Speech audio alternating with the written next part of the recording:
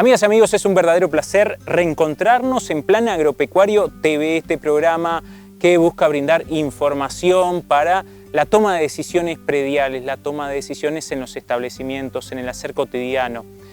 Brindar información técnica a través de la palabra de los ingenieros agrónomos y los veterinarios y también mostrar diferentes experiencias de productores. Por eso hoy vamos a estar charlando con un productor de Artigas, de Palma Sola, quien fue el encargado del Hotel de Terneros de Baltasar Brum. Con Walter Rodríguez vamos a estar charlando justamente sobre esta experiencia. Más tarde vamos a tener la palabra de Esteban Montes sobre el stock y la faena. Una temática importante, la extracción es muy alta y la situación futura deja varias interrogantes. A esto se va a estar refiriendo Esteban Montes, además de estar brindando recomendaciones de manejo previendo que se acerca el invierno. Más tarde vamos a estar charlando en el marco del ciclo de campo natural con el ingeniero agrónomo Marcelo Pereira sobre fertilización sobre campo natural. Por último vamos a charlar con el ingeniero agrónomo Nicolás Escarpita sobre este concepto tan utilizado últimamente, agroecología. ¿A qué nos referimos cuando hablamos de agroecología? Este término, ¿cuáles son las bases que lo sustentan?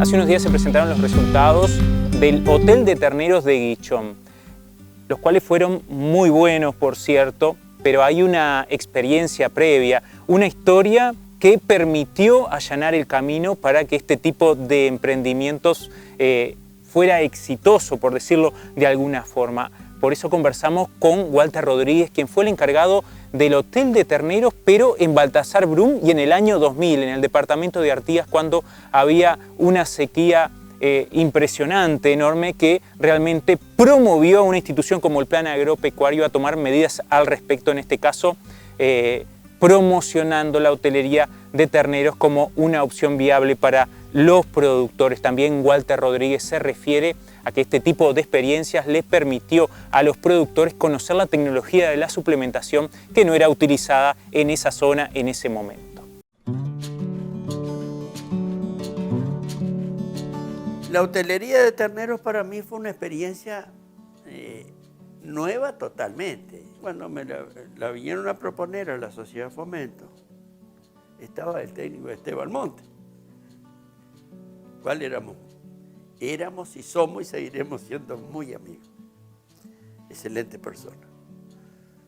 Entonces me propusieron de la Sociedad Fomento para estar a cargo del hotel. Y bueno, fui. Que era plena crisis de comida, ¿no?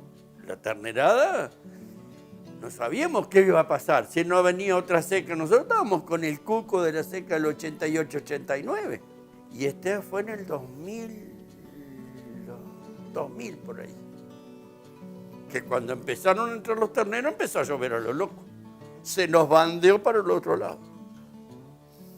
Pero bueno, fue una cosa para mí, como te digo, nueva, pero a su vez a mí me sirvió muchísimo como experiencia, porque yo nunca pensé que podíamos, en aquel entonces todavía estábamos lejos de hablar de suplementar. En el Uruguay, ¿quiénes suplementaban? Los tamberos. Eran los únicos que sabían de suplementación y de esas cosas, eran los tamberos. Y acá acceso a los tamberos no teníamos. Entonces, acá estábamos totalmente desinformados de cómo y cómo hacer. El cómo era la cosa. El miedo que siempre te da al iniciar y proponerte una cosa nueva. Que te digan de golpe y porrazo, vamos a sacarle todos los terneros a las vacas porque si no van a corear todas las vacas. Sin embargo, se hizo, se probó, se cometieron errores, pero hubo un aprendizaje tan importante que después de eso hizo que aprendiéramos a racionar y nos animáramos a racionar. Y resulta que nosotros suplementábamos los animales con mayores necesidades. Las vacas. Queríamos salvar las vacas porque decíamos que estábamos salvando la máquina mecánica. Y ahí nos dimos cuenta en la hotelería que el futuro estaba en los terneros, no en la máquina. Aparte, era el que come menos, el que con mucho menos dinero vos lo salvás o lo mantenés mejor. Por eso digo que fue una cosa muy, muy, muy importante, la hostelería de terneros. Llegaban los terneros, se los bajaba ahí y se los carabaneaba. Entonces estaban identificados de los dueños. Venían con un proceso de sanidad. 15 días antes de llegar los terneros tenían que estar con la sanidad básica. Y de ahí separábamos por tipo de ternero. De 70 a 90, de 90 a 110 y de 110 a 130. Y no más de 130. Se eran trabajados en forma pareja, separados a corral, ¿no? Y ahí empezaron algunos problemitas de acidosis. La ración la traíamos de cal-sal. Se empezaba con una ración del 18% o 22% de proteínas y después los otros de un poquito menos y así, de acuerdo a los requerimientos por los pesos, ¿no? Estaba abierto a las personas que quisieran de acá, de la zona, y se les cobraba por ternero.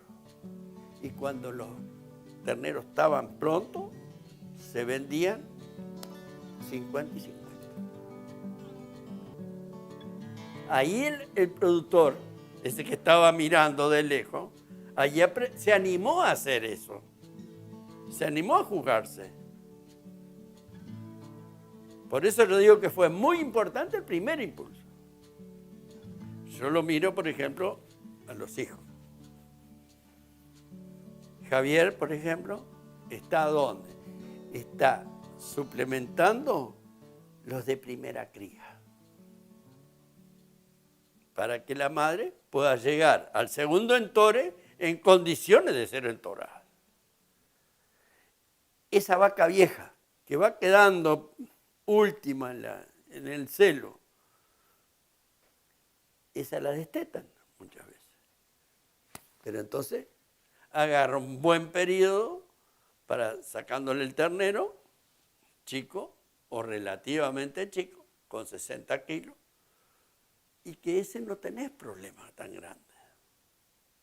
Y empezaron a aparecer los suplementos más baratos. Se empezó a utilizar el arroz,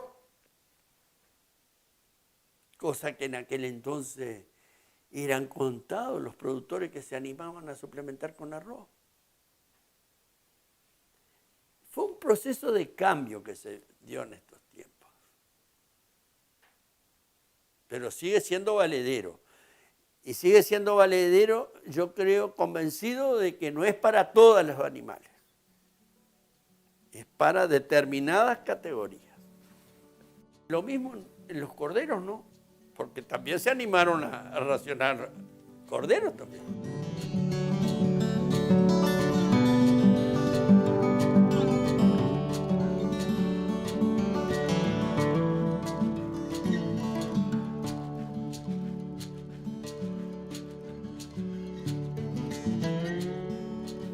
Cordero pesado también, para no perderlo. A veces está la avena no da todavía, bueno, le dan una ayudita. Yo creo que de todas las formas sirvió. Son esos golpes que puede que no sea un impacto, pero la tecnología sirvió para ayudar a hacer a estabilizarte, diría yo. Sobre todo el productor chico. Chico y mediano, a mí es el que más me interesa. Es el más débil de la cadena.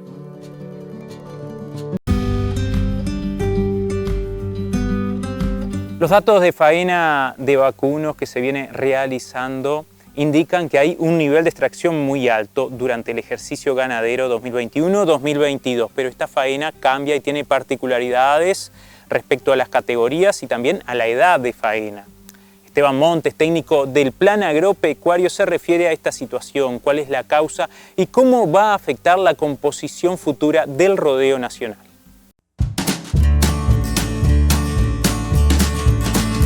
Bueno, venimos con una faena muy interesante de vacunos, realmente con datos que son bastante únicos en lo que es la historia de la ganadería, con semanas que han llegado a 60.000 reses. Eso es lo que nos va a llevar, si nosotros proyectamos una faena de 55.000 reses hacia el final del ejercicio, es que en el periodo 1 de julio del 2021 al 30 de junio del 2022, nos va a llevar a una faena del entorno de los 2.730.000, 740.000 reses. Eso realmente es un dato bastante relevante, mucho mayor del pico de faena que se dio en el año 2005-2006 de casi 2.600.000 reses. Y bueno, la particularidad que está teniendo inclusive es que lo que está empujando muy fuertemente ahora son los novillos.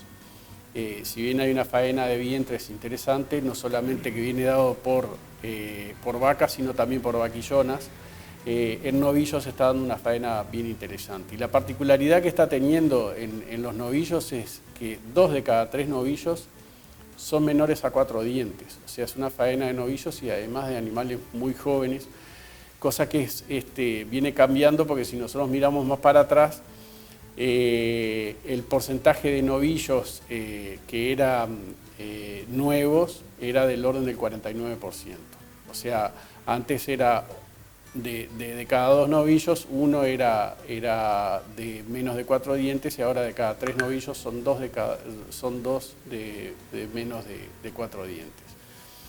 O sea que es una faena de animales jóvenes.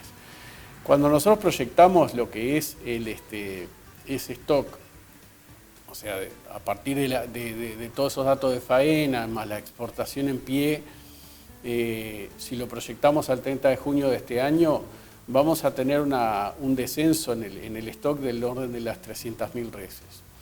Eso no nos parece que es un dato alarmante en el sentido de que, bueno, venimos con una dotación bastante elevada a nivel del país, del orden de 0,89 unidades ganaderas, y bueno, una caída de ese entorno nos viene bien, y sobre todo porque si vemos hacia la interna de lo que son las diferentes categorías, las vacas de cría se estarían manteniendo, o sea, estaríamos teniendo en el entorno de 4.300.000 vacas, que es lo que venimos teniendo en estos últimos años, y bueno, lo que sí caería serían, o sea, donde estaría explicado esas 300.000 reses sería por las vacas de invernada y por los novillos de más de 3 años. Esas dos categorías serían las que caerían más.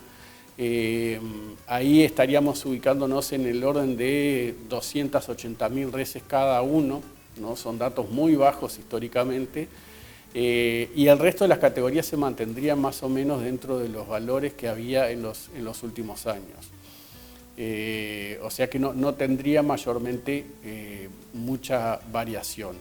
Y en los terneros lo que se espera es que se repita lo que viene habiendo en estos últimos años del entorno de los 2.900.000 terneros. O sea que son datos bien alentadores en el sentido de que continuamos con un stock criador y es un stock más joven.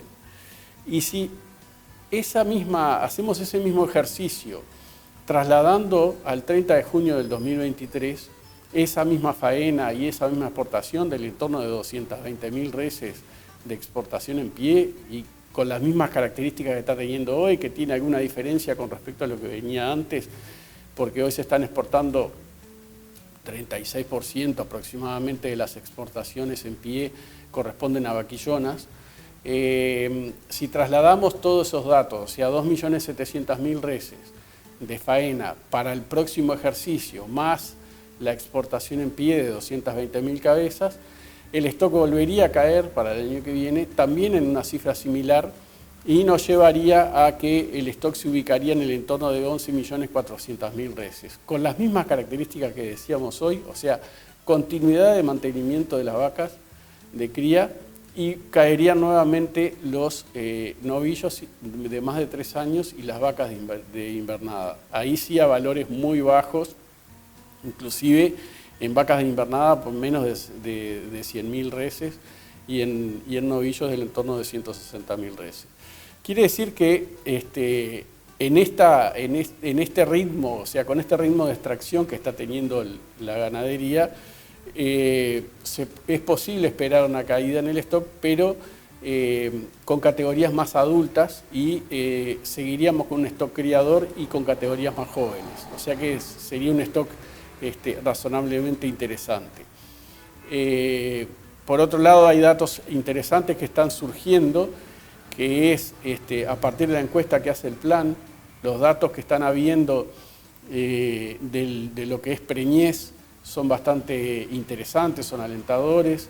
Estamos hablando de 81% de preñez en general en todo el rodeo, con datos además interesantes en la segunda cría, o sea, en el segundo entore, que como sabemos es la categoría más complicada para volver a preñar, y eso nos estaría auspiciando, podríamos llegar a decir que para la próxima aparición podemos estar hablando del entorno de 3 millones, inclusive un poquito más de terneros, cosa que estaría bueno porque de esa forma nosotros el stock o la caída en el stock que nosotros estamos pronosticando capaz que no es tal, sino que puede llegar a ser a mantener la cantidad de vacunos en el total, teniendo en cuenta que van a ingresar más terneros y que es lo deseable justamente porque con este ritmo de extracción que está habiendo es necesario ahora sí producir más terneros, que es justamente lo que le estaba faltando a la ganadería. Teníamos buenos precios y ahora lo que estaba faltando era una mayor extracción, que es justamente lo que estamos teniendo.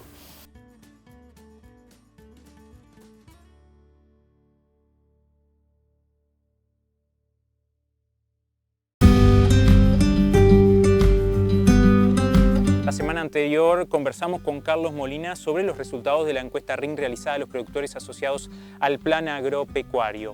Montes se refiere a estos resultados, a estos datos y realiza algunas recomendaciones sobre el manejo del rodeo durante el invierno, ya que esta estación está a la vuelta de la esquina y los fríos están comenzando a hacer mella.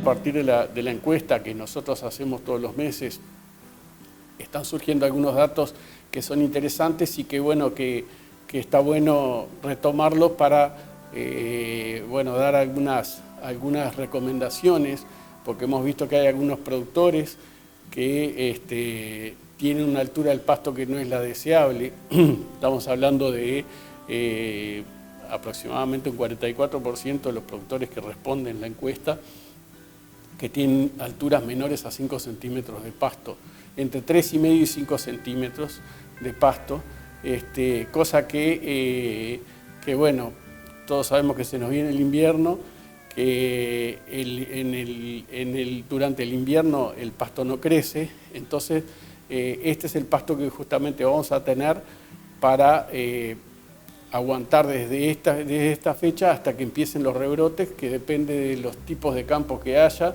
pero eso va a ser en agosto o septiembre, o sea que para esos casos es muy poco el pasto que podría haber cuando estamos hablando de alturas menores a 5 centímetros. A su vez también cuando vemos lo que es la condición corporal de los ganados, vemos que hay un porcentaje bastante importante del orden del 50% entre 3,5 y 4, cosa que ahí tenemos que tener cuidado porque ahí dentro de los diferentes rodeos siempre va a haber algún lote de animales que va a estar más cercano a 3,5 en condiciones de pasto que estén menores a 5 centímetros, como decíamos hoy. Eso ahí se puede resentir, entonces trabajar con los ganados esos que están con menor condición corporal para poderle para que no pierdan tanta condición durante el invierno y poder llegar al próximo entore y al próximo parto y al próximo entore con la condición corporal ideal como para volver a preñarlo, que justamente lo que decíamos hoy es que es lo que se está precisando. Por otro lado, también vimos que dentro de lo que es las recrías, hay un 80% de los productores que responde que tiene más de 240 kilos.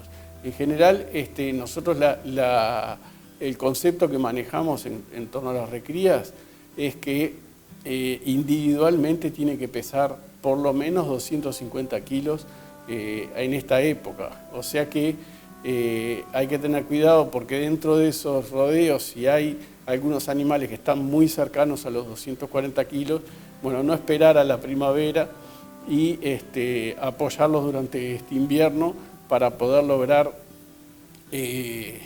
un peso ideal como para que esos animales lleguen al momento del entore ciclando. Entonces, si van a perder kilos en este invierno, bueno, tratar de que esas pérdidas sean lo mínimo posible y hoy, si uno analiza una opción, por ejemplo, de dar una flechillo de arroz, bueno, se puede gastar 50 a 60 dólares y a eso asegura que esos animales vayan a llegar ciclando al inicio del entore, que es lo ideal para esa categoría, porque sabemos que en el segundo entore son complicados y si llega muy justo y se preñan tarde, esos animales van a ser complicados para el año siguiente. Entonces, actuar ahora, no esperar al momento de la primavera, porque en esos momentos lo que hace es aumentar de peso, pero el desarrollo sexual no acompaña ese aumento de peso y por lo tanto cuando se empieza el entore, los animales no están ciclando, están en peso pero no están ciclando. Entonces, actuar desde ahora para que eso no suceda, para poder empezar la etapa reproductiva en buena forma.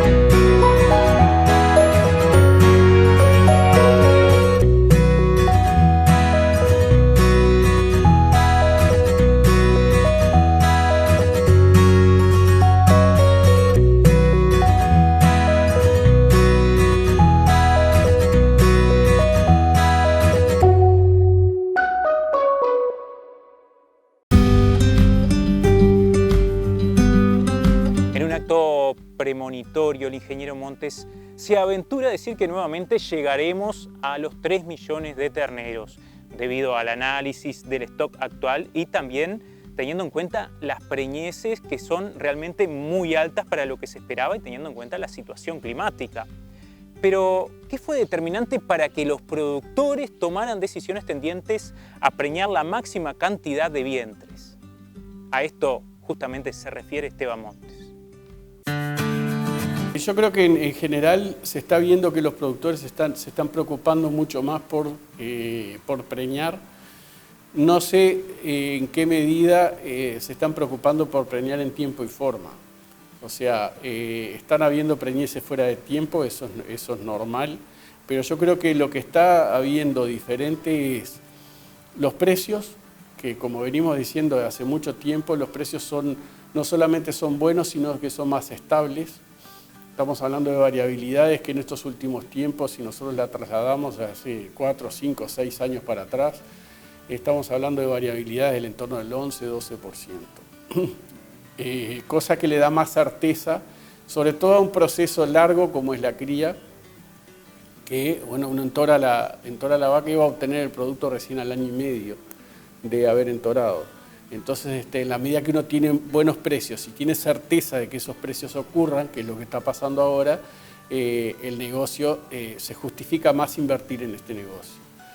Eso por un lado. Después, por otro lado, lo otro que está pasando es la extracción, que es lo que estaba faltando justamente. Si nosotros miramos al 2020, que fue el año que hubo una seca y además la pandemia complicó los mercados en el primer semestre sobre todo, y eso lo que hizo es que la faena fuera muy baja. Nosotros analizamos del 2020, fueron 2 millones de cabezas. Entonces, si se están produciendo 2.800.000, 2.900.000 terneros, como está pasando, con una faena de 2 millones y una exportación en pie de 200, un poquito menos inclusive como se daba, el stock seguía subiendo. Entonces, en esa situación, los productores se preguntaban, bueno, ¿hasta cuándo puede llegar a seguir subiendo el stock y no saturar el mercado? Bueno, ahora lo que está pasando justamente es que está habiendo una extracción mayor, hay una faena muy interesante, como era la que nosotros mencionábamos en un principio, y eso lo que está llevando es que el stock descienda, porque justamente está habiendo más demanda que oferta. Entonces eso es lo que justamente le estaba faltando al sector ganadero. Buenos precios había, faltaba la extracción. Eso es lo que está pasando ahora. Por lo tanto, los productores son conscientes de que eso pasa. Los precios, si bien de la recría o de lo que son los terneros y todas las categorías de recría, no respondieron de la misma forma que, o sea, en cuanto a aumento, no aumentaron tanto como ha aumentado el ganado gordo, pero sí han tenido una respuesta acorde a lo que es la realidad del sector. Los productores invernadores están siendo muy, muy cautelosos. Esta es una situación que se está viendo que puede llegar a ser irreal, en el sentido de que pueden haber buenos precios, pero no los que estamos viviendo ahora, y hay que ver hasta cuándo se pueden llegar a mantener estos precios. Entonces, eso no se está validando a lo que es a nivel de la recría aún. Capaz que en la medida que esto se siga manteniendo, ahí la recría puede llegar a mantenerse. Pero yo creo que estos precios para el criador son buenos, los productores lo están viendo y están entorando todo lo que pueda ser posible que se pueda entorar. Reitero, capaz que no en momentos adecuados, pero sí eso lo que le está dando son más oportunidades a la vaca de volverse a preñar. Entonces, capaz que la vaca en el periodo de entore no esté en la condición corporal adecuada, pero después como le van a dar otra oportunidad, la vaca finalmente se termina preñando y ese ternero se termina obteniendo. Que los destinos después son diversos, porque el productor puede preñar una vaca tarde, la vende, y el productor que la compra capaz que la hace parir, la inverna la vaca y se queda con el ternero, pero se obtiene ese ternero. Entonces eso es lo que me parece que está pasando, además de que hay una preocupación mayor de parte de los productores por obtener más terneros.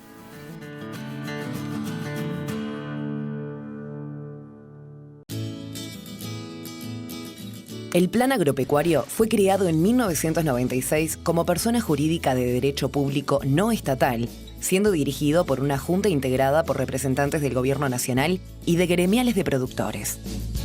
Somos referentes en extensión, capacitación no formal y generación de información. A través de estas acciones, contribuimos con el desarrollo sostenible e innovador de la ganadería y sus productores.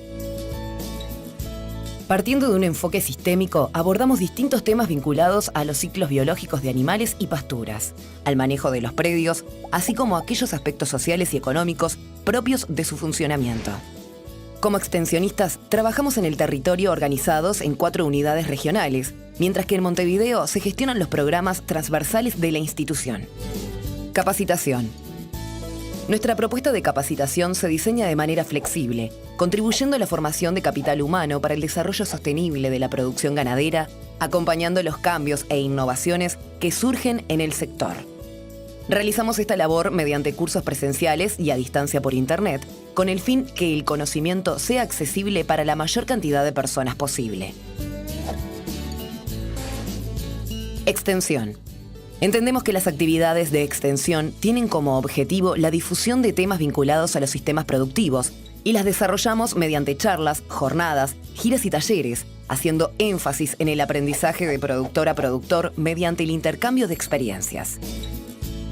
Al igual que la capacitación, muchas de estas actividades son coorganizadas con distintas instituciones públicas y privadas, teniendo en cuenta las demandas y necesidades de cada zona. Generación de información. A escala predial ejecutamos diferentes proyectos que nos permiten comprender y difundir manejos adecuados a las finalidades de cada productor, obteniendo información y haciéndola disponible mediante publicaciones y otras herramientas que colaboran con la toma de decisiones productivas. La labor que cumplimos se difunde a través de diferentes medios de comunicación tradicional, así como en el sitio web institucional, redes sociales y la revista del Plan Agropecuario que se publica desde 1973. Apostamos al desarrollo sostenible de la producción ganadera y su gente mediante la integración de conocimientos y la construcción de capacidades. Plan Agropecuario. Trabajamos para el campo y su gente.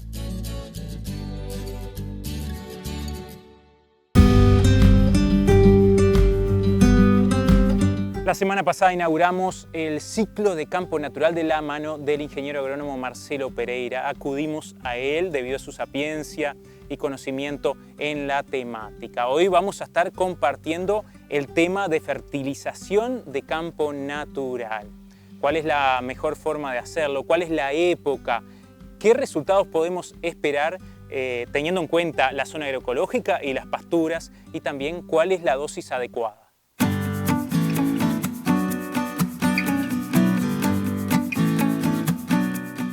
El tema de fertilización de campo natural. Vamos a hacer 2 precisiones, fundamentalmente hablando de cuándo se realiza la fertilización. Las pasturas naturales del Uruguay son fundamentalmente pasturas estivales, es decir, que están dominadas por especies que producen en primavera-verano, en el orden del 70 al 90% de las especies son perennes y estas especies a su vez son estivales. Entonces, si nosotros queremos fertilizar los campos en primavera, los ensayos tanto de facultad como las pruebas de campo y los experimentos que hemos realizado muestran que la respuesta a la fertilización, y en este caso hablamos de nitrógeno y fósforo, son respuestas muy interesantes del orden que pueden llegar a producir un 50% más de lo que produce el campo natural.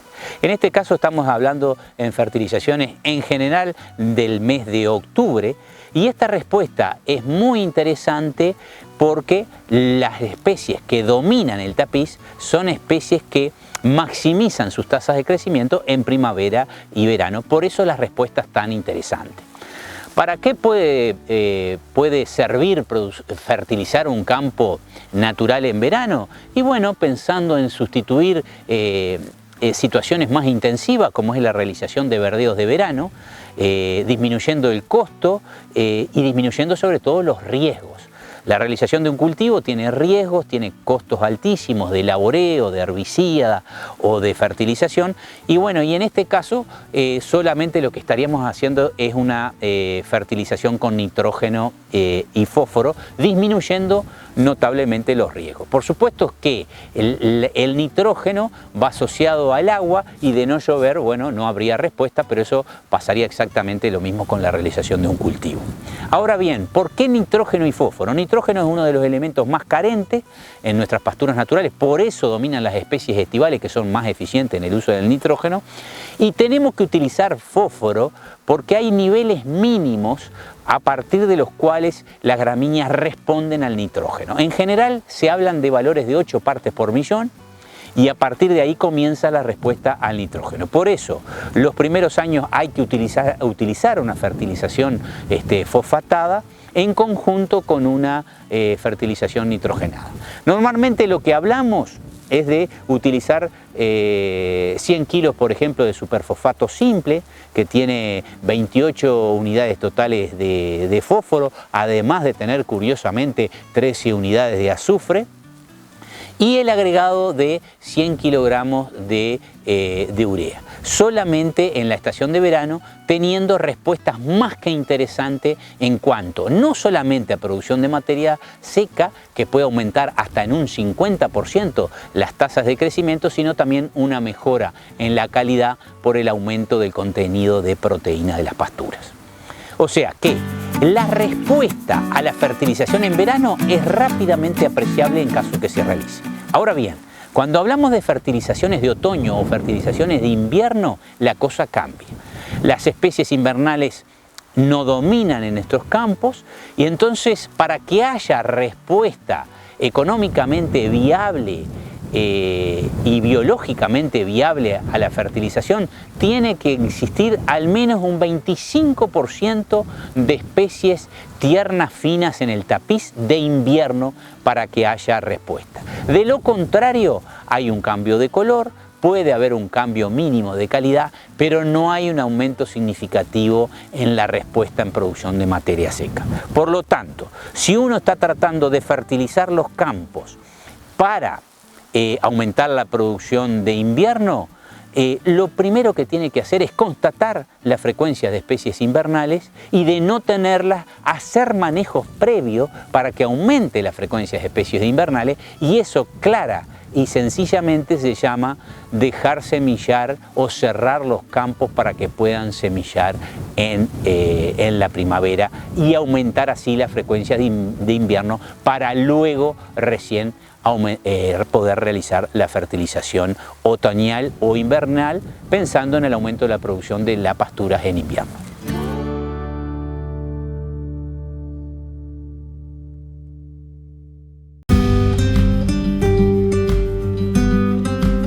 Hace un tiempo que el concepto de agroecología se viene manejando en diferentes ámbitos. Incluso hay una comisión gubernamental para fomentar y promover este enfoque.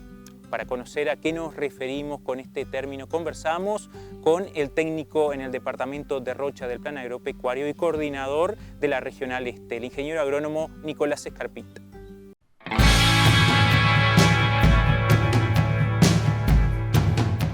Bueno, hoy en día la agroecología es un tema que se está abordando bastante.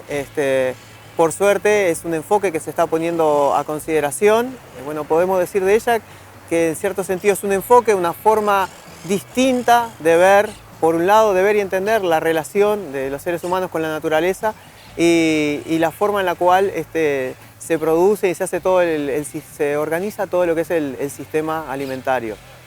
Este enfoque, que surge por allá por fines de la década de los 80, primero surge en distintas dimensiones en paralelo, ¿no? Pero tiene una dimensión que es la de ciencia, de una ciencia que en sus orígenes intentó unir lo que es la ecología con la agronomía y tratar de llevar esos principios ecológicos a lo que es toda la práctica agronómica, pero que también tomó una parte de dimensión social, donde, bueno, desde muchas organizaciones de productores y mucha gente agrupada fueron tomando conciencia de cómo este enfoque podía ser una respuesta a los problemas que encontraban en distintos temas.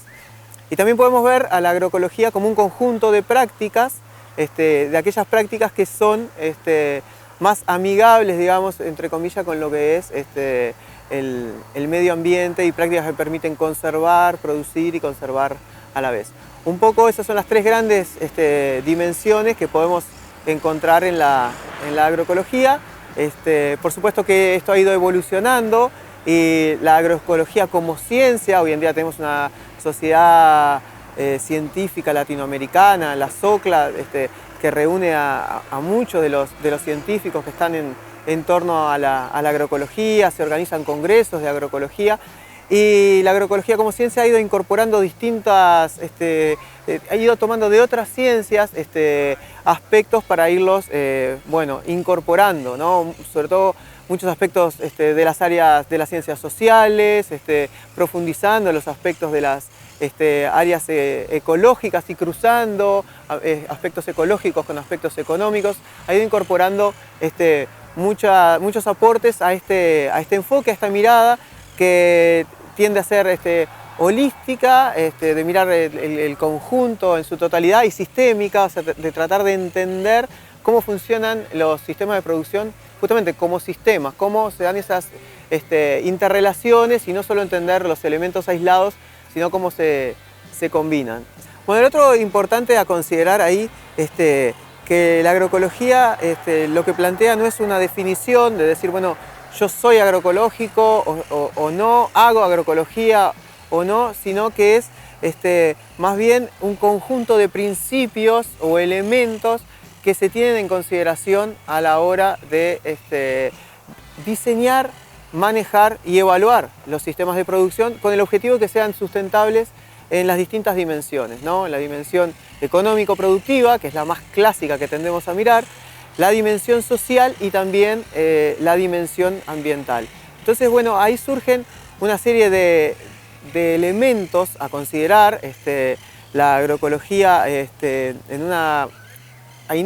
instancias de la FAO, viendo un poco que había que cambiar la forma de producción para llevarla hacia modelos de producción más sustentables, reunió en 2014 a todos aquellos científicos que estaban en torno a la agroecología y organizaciones sociales en Roma, y llegaron a elaborar un documento con los 10 principios o elementos a tomar en cuenta en el diseño, manejo y evaluación de estos agroecosistemas. Y bueno, a partir de eso es que están esas pautas o guías que después en cada caso se irán implementando más localmente, según el conocimiento local, según las posibilidades que cada uno pueda tener. En cuanto a cómo cada uno se percibe o se autodefine, hay gente que claramente se autodefine como que sigue una línea agroecológica, y dentro de esto estaba un poco lo que conversábamos también de lo que son los movimientos más sociales, o gente que se identifica con la agroecología, y después hay mucha gente que sin saberlo está aplicando o siguiendo principios agroecológicos. En nuestra ganadería, en especial en la ganadería familiar a campo natural, bueno, ahí tenemos muchos elementos que están plasmados en los sistemas de producción, en los cuales nosotros estamos trabajando para, junto con los productores, esa identificación. A partir de hacer el intento de adaptar esa herramienta que generó la FAO, que se llama TAPE por sus siglas en inglés, o TAPE, tratar de ver cómo en esos 10 elementos estos sistemas de producción, en qué grado de cercanía están. Nosotros tenemos la percepción en el trabajo que hacemos diariamente que hay muchos sistemas que están muy próximos, para los cuales encarar una transición en aquellos elementos en los que estén más lejanos puede ser muy fácil, y hay otros sistemas que lógicamente están más lejanos en uno o más de esos elementos.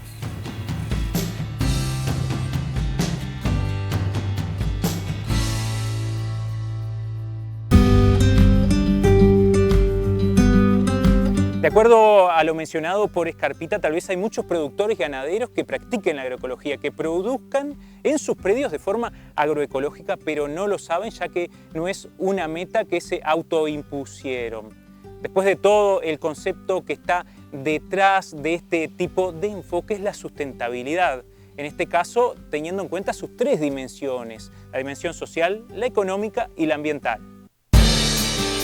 Bueno, lo primero que tenemos que decir es que la agroecología ha crecido y hoy en día se está hablando de agroecología en base a lo que ha sido el trabajo de la gente, digamos, ya sea desde los movimientos o desde productores individuales, con iniciativas en tener otro enfoque, otra forma de producir. Eso ha llevado a que hoy en día el tema esté en consideración. Ha habido un crecimiento enorme de la agroecología basado en eso, en el impulso que las organizaciones sociales y los productores han hecho también con la parte científica. Hablábamos hoy de la SOCLA.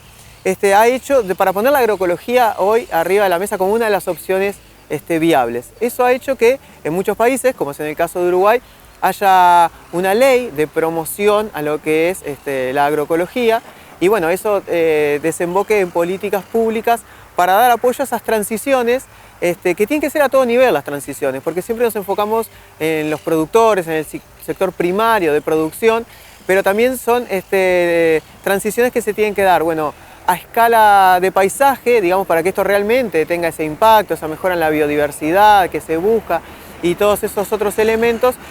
O sea que también afecta a las políticas públicas a escala de paisaje y también en todo lo que es el ámbito de las instituciones, ¿no? En lo que es la formación de los profesionales, para empezar a considerar este enfoque en la formación de los profesionales, de las distintas ramas agronómicas, veterinarias, pero también de las ciencias sociales, y también lo que es la investigación, ¿no?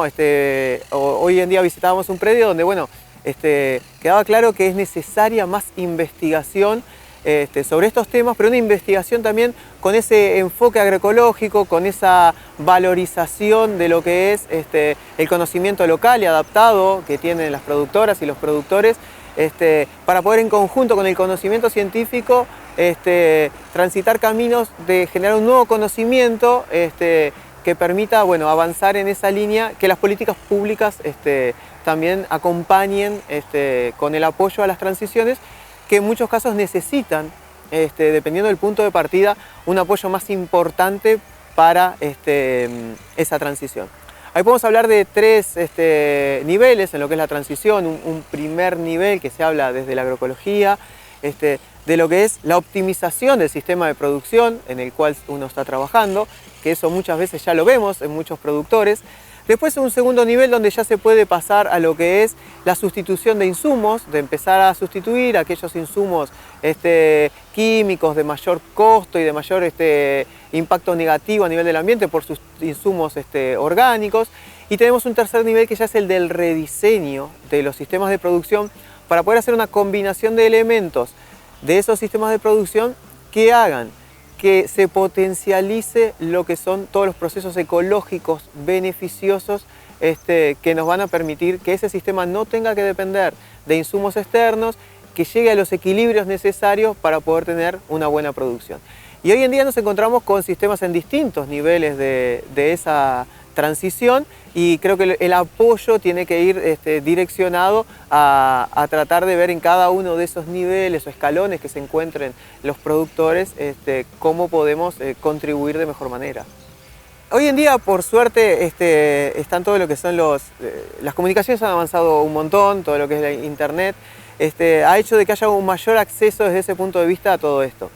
Como comentábamos hoy, bueno, los congresos de agroecología son una fuente enorme de información, van 8 congresos de agroecología y donde se presentan muchísimos trabajos desde trabajos científicos hasta trabajos de experiencias en territorio que permiten generar un aprendizaje enorme de lo que se ha avanzado en agroecología. O sea que hay ese tipo de información. Lo que sí está faltando es, bueno, por ahí, generar más información local para responder a preguntas concretas y puntuales que se estén generando. O sea que para muchas preguntas hay que seguir generando información porque no está generada, porque muchas veces también fue la información que tenemos disponible de esos temas fue generada bajo otra concepción de cómo investigar, de cómo llegar a esa información. Y después hay espacios. Nosotros desde el plan estamos tratando de generar espacios para poder acercarse hasta estos temas y empezar a compartir ese conocimiento, intercambiarlo.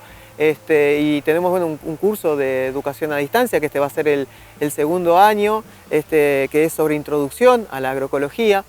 Y después a nivel de lo que es el intercambio de conocimientos, estamos trabajando en los grupos de discusión de WhatsApp, que veníamos trabajando desde el año 2009, que ahora estamos trabajando con los grupos de productor asociado también, en un intercambio horizontal de conocimientos, tratando de rescatar el conocimiento local de la gente, el conocimiento local y situado de productores, de técnicos extensionistas, de investigadores y de distintos actores, para poder, a partir de ese intercambio de conocimiento, en estos espacios poder generar ese nuevo conocimiento que está faltando para dar respuesta a las preguntas que es necesario contestar hoy en día.